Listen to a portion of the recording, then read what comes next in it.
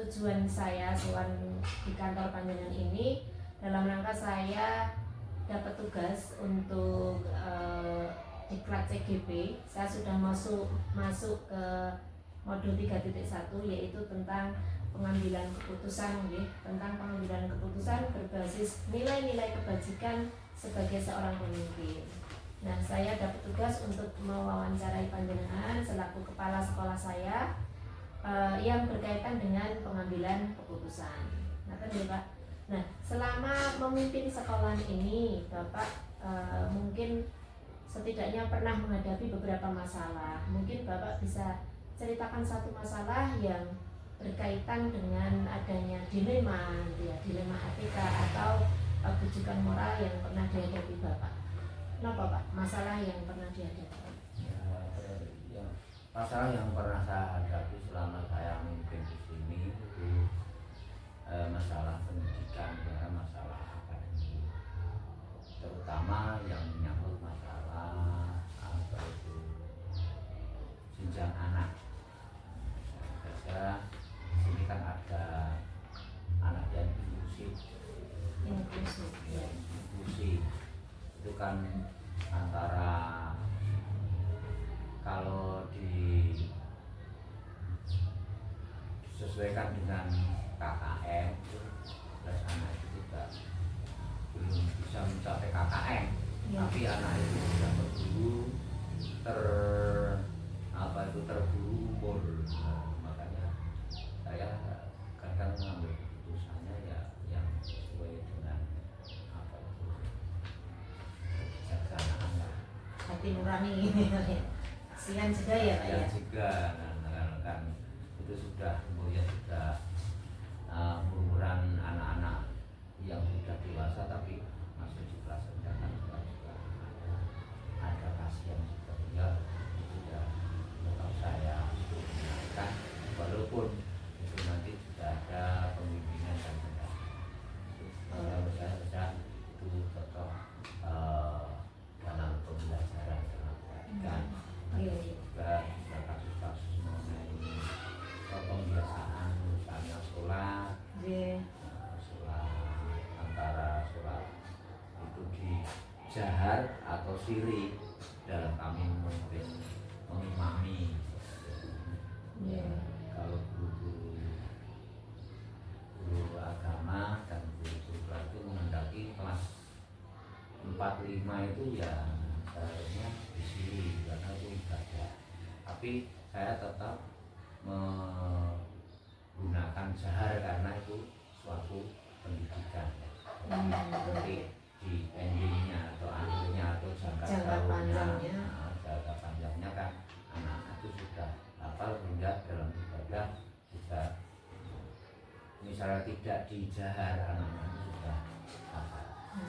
Bisa hasilnya di jangka panjang anak-anak bisa hafalan bacaan sholat begitu Pak. Walaupun sudah kelas atas bacaan pembiasaan di sholat duha itu Pak dijalankan. Baik Pak, itu contoh kasus yang dihadapi Bapak dan sudah diambil keputusan secara baik gitu Pak ya, bisa diterima. Selanjutnya yang pertama ini saya mau tanyakan, selama ini bagaimana Bapak dapat mengidentifikasi kasus-kasus yang merupakan dilema etika atau bujukan moral, Bapak? Ya, saya mengidentifikasinya melalui mengelompokkan kasus. Yang kasus ini termasuk segera diatasi, kemudian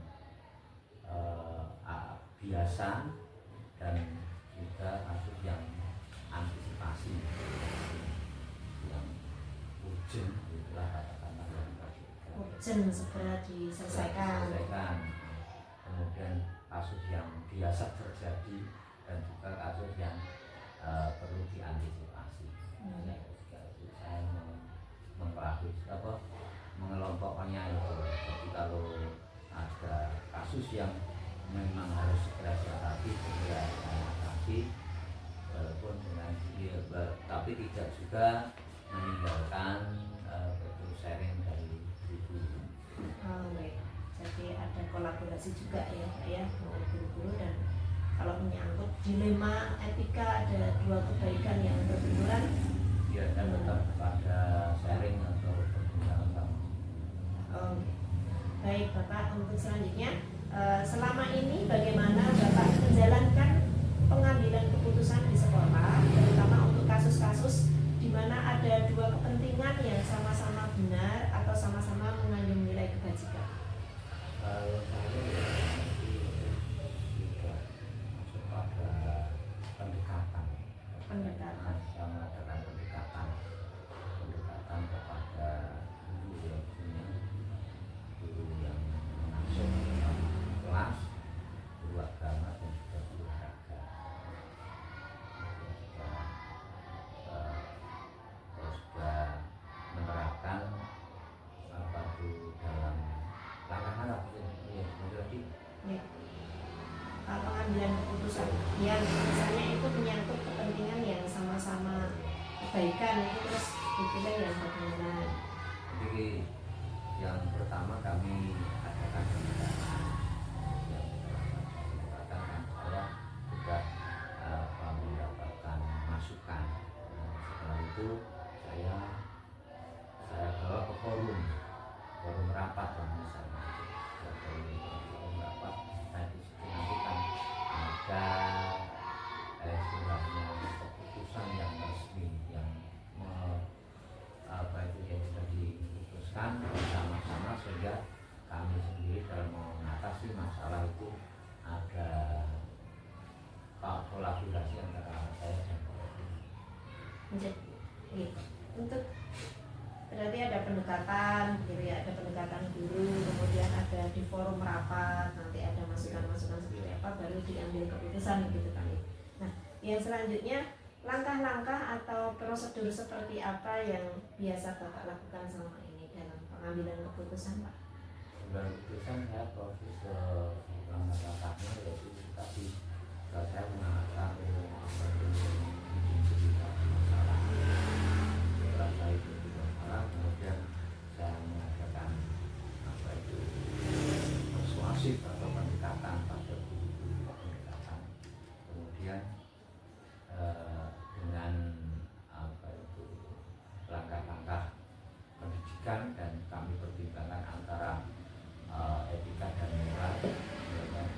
Nah, setelah itu kami berani mengambil tindakan yang nyata. Ada pertimbangan gitu ya, pertimbangan etika moral, kemudian baru ada pengambilan keputusan yang nyata. Selanjutnya Bapak, untuk hal-hal yang dihadapi ini, hal-hal apa saja yang selama ini Bapak anggap efektif dalam pengambilan keputusan pada kasus-kasus dilema etika? Jadi Bapak menghadapi permasalahan yang menghadapi dua kebenaran yang saling berbenturan, dua kebaikan berbenturan. Nah, langkah apa yang dianggap efektif menurut Bapak untuk menyelesaikan masalah?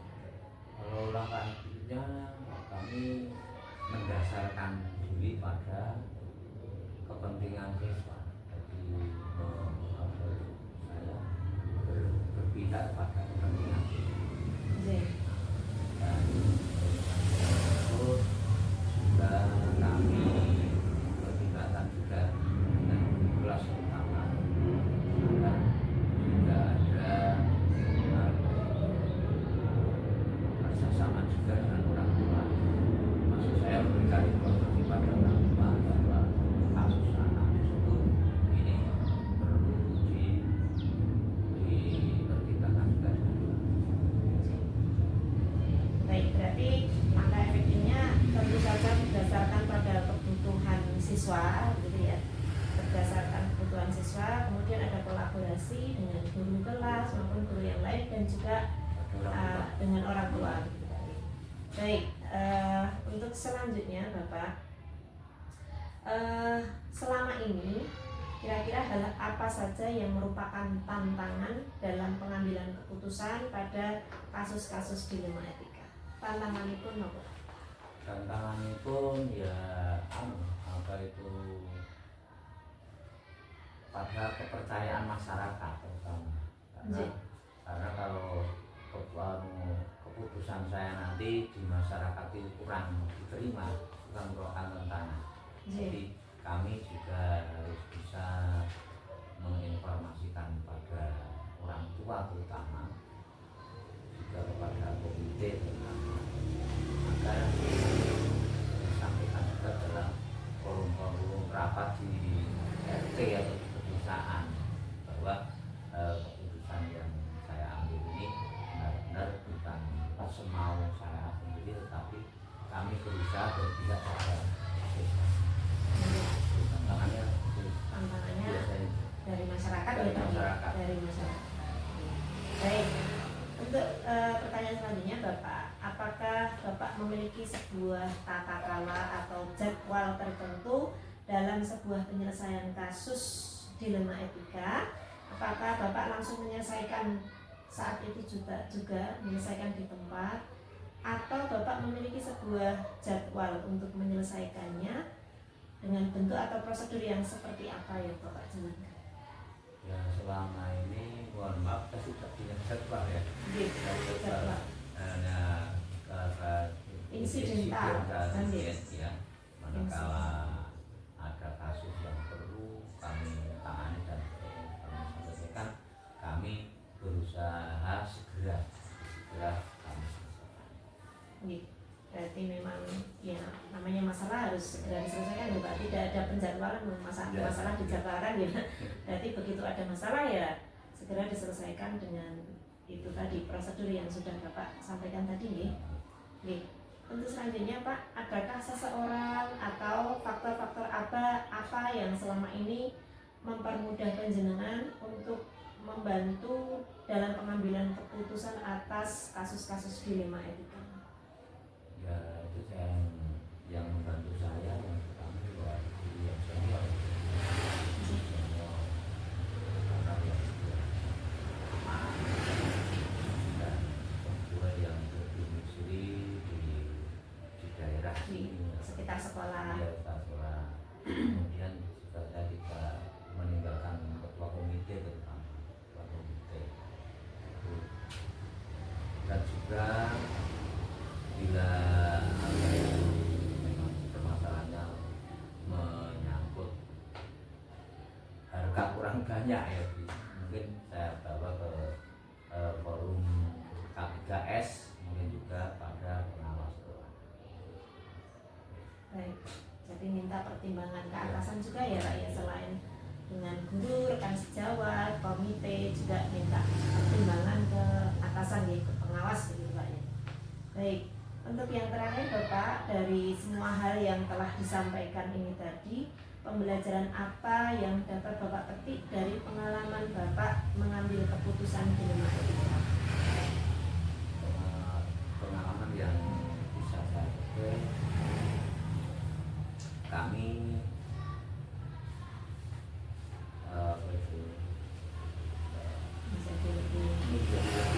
lebih semangat ya, semangat, bisa kami lebih mengetahui apa itu bagaimana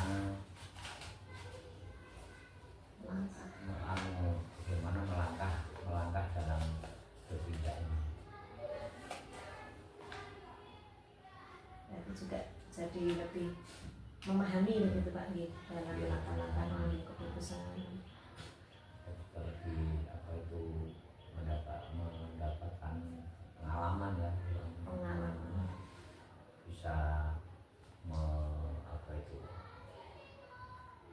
keputusan ya, keputusannya, dan juga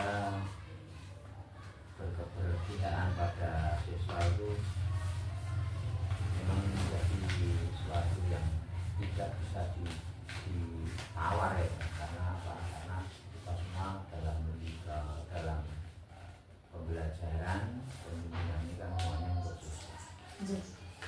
Baik Bapak, jadi yang bisa diambil bahwa Bapak bisa menjadi lebih bersemangat, kemudian juga mengetahui bahwa mengambil keputusan itu didasarkan atas keberpihakan pada siswa gitu ya. Dan tentu saja insya Allah akan lebih bijaksana lagi dalam menghadapi masalah-masalah selanjutnya.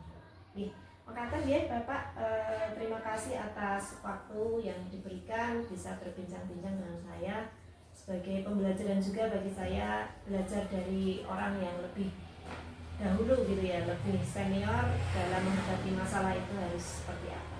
Mekaten Iya, Bapak. terima kasih. Iya. Dan juga bulan nanti kedepannya setelah dewasa jadi pimpinan juga bisa lebih bijaksana lagi. Oke, pangestunipun Bapak.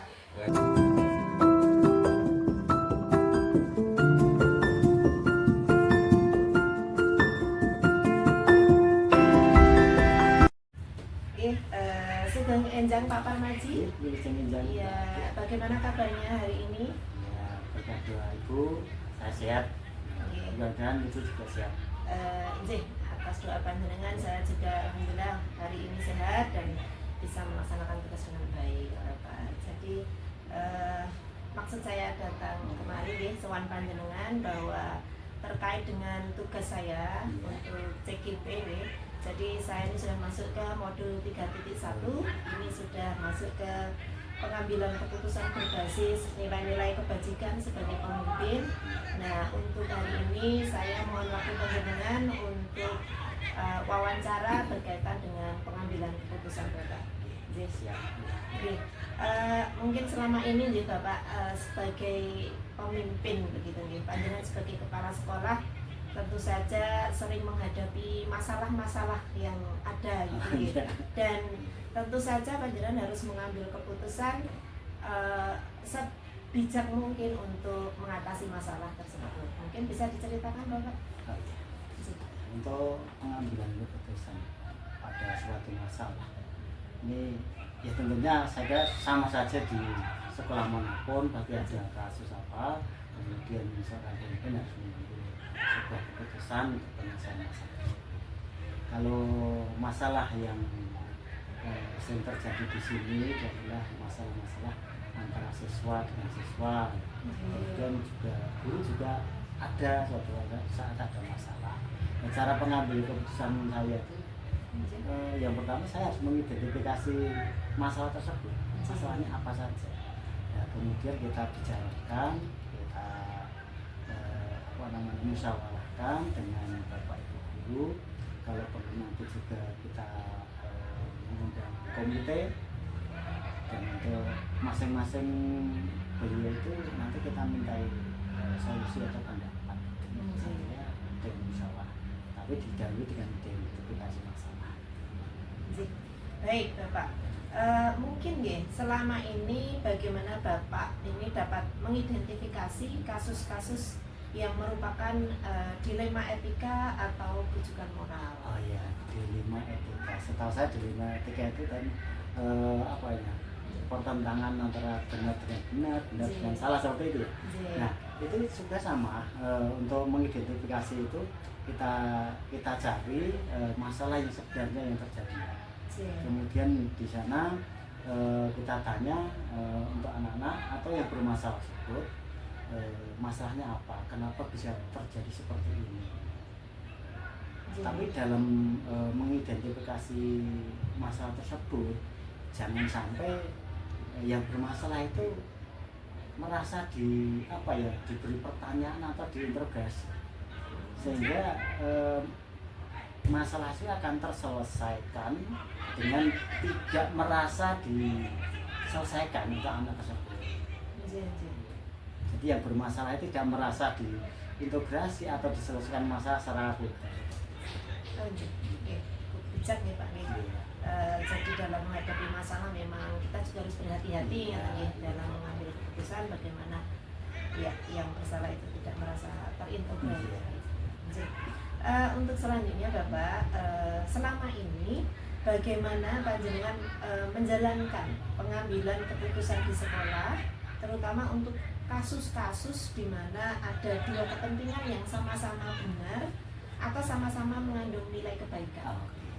Ya, itu yang pertama juga kita tadi seperti tadi mengidentifikasi masalah, kemudian kita bekerja sama dengan guru, dengan komite. Bahkan kalau di sini karena dekat dengan kepala desa, sering main ke sini, kita ajak untuk bersama masalah. Nah, Untuk pengambilan keputusan tersebut kita identifikasi solusi yang benar-benar mengandung nilai positif. Jadi nilai positifnya itu lebih besar. Kan ada ya solusi ini nilai positifnya lebih besar, misalnya kalau diwujudkan angka 80, kemudian ada solusi lain juga benar tapi nilainya hanya 60. Nah, ini untuk yang segi positif yang terbesar itu yang kita ambil. Sementara solusi yang nanti merugikan kedua belah pihak yang kontra itu kita hindari, sehingga kita tetap menggunakan musyawarah. Musyawarah jadi nggih leres sangat.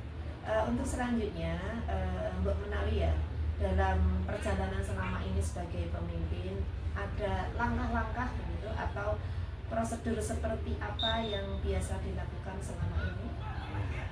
Prosedurnya hampir sama seperti yang sudah saya acarkan tadi. Jika terjadi suatu masalah, yang pertama itu kita mengidentifikasi masalah tersebut, kemudian mencari data. Data dalam arti ini siapa yang dirasa memulai masalah itu, kemudian barangkali ada juga data yang menunjukkan si kontra itu berbalas, artinya membalas. Kan suatu saat gini ada masalah itu diawali dari si A, kemudian si B membalas. Nah, hal seperti itu harus diidentifikasi, tapi si yang bermasalah ini jangan sampai merasa diidentifikasi. Kemudian kita musyawarahkan masing-masing identifikasi masalah tersebut, kemudian data-data tersebut kita musyawarahkan dengan bapak atau ibu guru, kalau perlu dengan komite dan stakeholder yang ada. Berarti ada prosedur tertentu, adanya identifikasi, pengumpulan data, kemudian juga baru dimusyawarahkan. Baru nanti mengambil sebuah keputusan. Oke, beres. Oke, cukup menarik Bapak. Untuk selanjutnya, hal-hal apa saja yang selama ini dianggap efektif dalam pengambilan keputusan pada kasus-kasus dilema etika? Ini hal yang efektif ya. Bagi saya bermusyawarah dengan guru atau stakeholder tersebut itu sangat efektif untuk menyelesaikan masalah tersebut. Tanpa dengan adanya musyawarah, jangan-jangan nanti di antara kedua belah pihak yang kontra tadi itu merasa istilahnya kalau bahasa Jawa banjilakan. Merasa wah itu kok sepertinya Pak Parmaji atau Pak Kepala Sekolah itu berpihak si A atau berpihak si B. Nah, ini perlu dengan adanya musyawarah sehingga nanti keputusan itu kita ambil yang terbaik, yang tidak mengandung istilahnya unsur-unsur yang negatif bagi yang bermasalah. Musyawarah, kita tidak berat sebelah sehingga merasa betul-betul ada keadilan di sana. Baik, nah Pak, untuk selanjutnya apa saja yang selama ini merupakan tantangan dalam pengambilan keputusan pada kasus-kasus dilema etika? Tantangan Pak. Iya, keputusan itu pasti ada apa istilahnya tantangan atau mungkin orang lain ada yang merasa kurang puas dengan apa yang saya putuskan. Nah, ini barangkali untuk tantangan itu jika nanti ada salah satu guru atau yang bermasalah itu kurang berkenan atas keputusan saya ini. Nah, tetapi ini semuanya kita antisipasi demi kebaikan atau demi selesainya masalah tersebut tanpa adanya suatu efek yang negatif. Jadi tantangannya itu jika ada stakeholder yang kurang berkenan dengan keputusan yang saya ambil.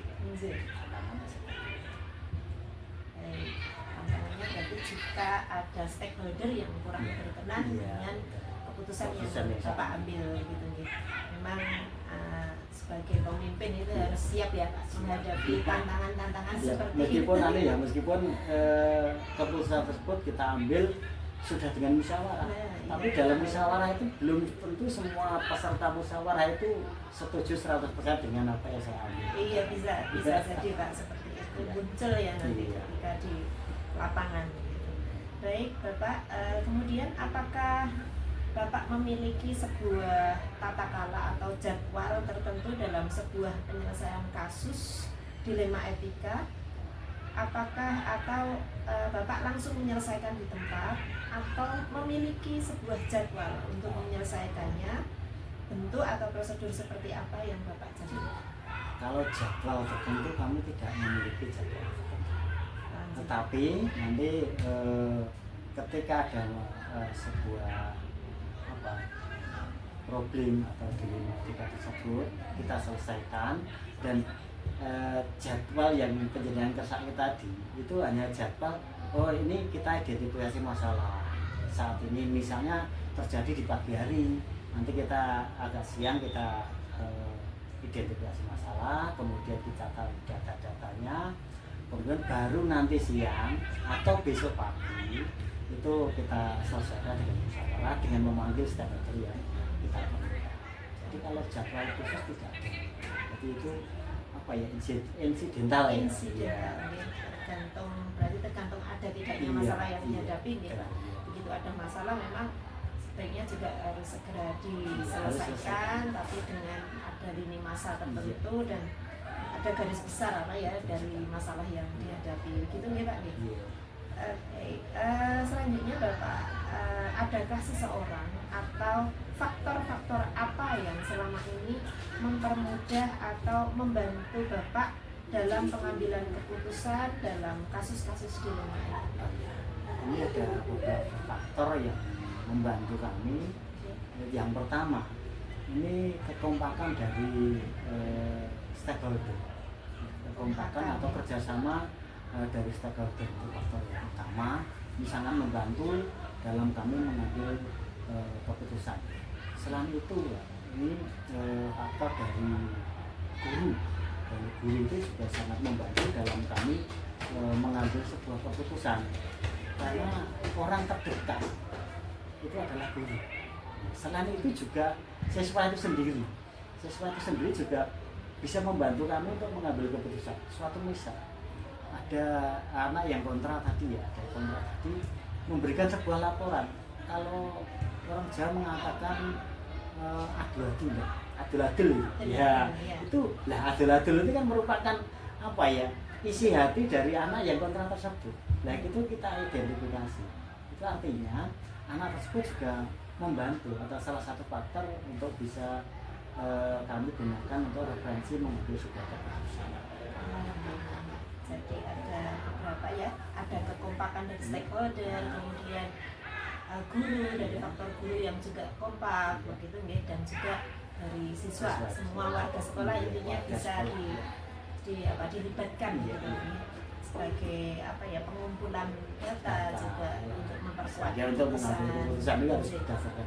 Jadi terus Bapak, yang terakhir menikah nggih, dari semua hal yang telah disampaikan, kira-kira pembelajaran apa yang dapat Bapak petik dari pengalaman Bapak mengambil keputusan dilema etika?